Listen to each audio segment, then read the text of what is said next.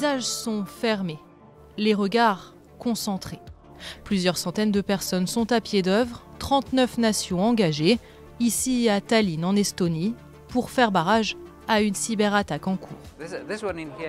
Sur ce plateau, nous avons une vision sur différentes centrales électriques et leur position.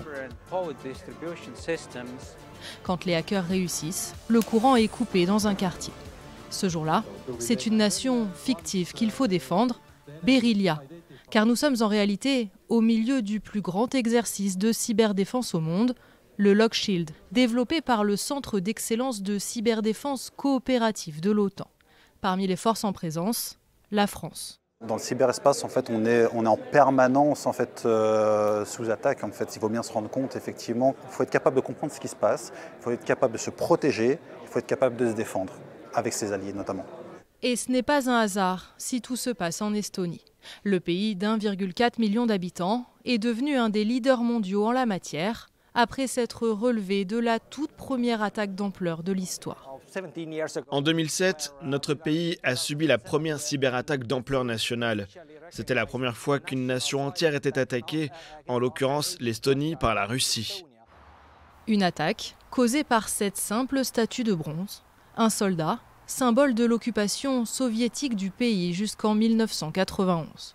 En 2007, les autorités décident de la déplacer dans un cimetière militaire. C'est l'émoi chez les 30% de russophones du pays. Des manifestations dégénèrent en émeutes, encouragées par les médias russes et les fake news. Dans la foulée, les sites officiels, les services bancaires, les médias sont interrompus après une cyberattaque imputée à des hackers russes. Aujourd'hui, le temps est passé. C'était horrible d'assister à ça à l'époque. Heureusement, je n'ai rien vu de tel depuis. On aurait même dû retirer cette statue beaucoup plus tôt.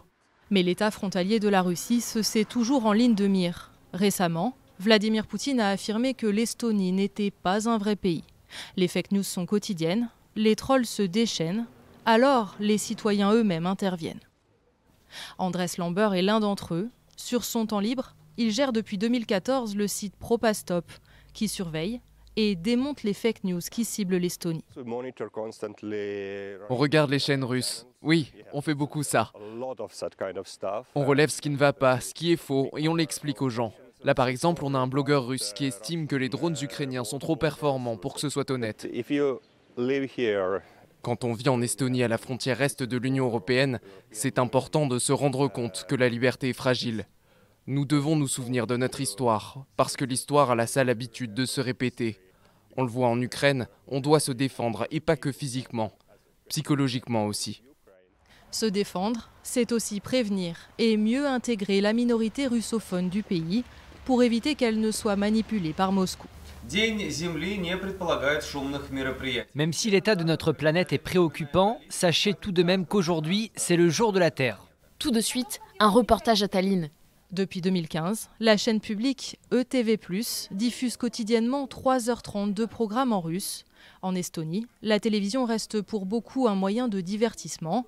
L'objectif, c'est d'éviter que la minorité russophone ne regarde les chaînes russes officiellement interdites, mais toujours disponibles en ligne. Une partie des téléspectateurs russes sont habitués au point de vue russe. Donc c'est un challenge de proposer une autre interprétation des événements. Et puis en Russie, il y a beaucoup de programmes de divertissement qui coûtent cher et pour nous, c'est compliqué de lutter. Néanmoins, la chaîne trouve petit à petit son public.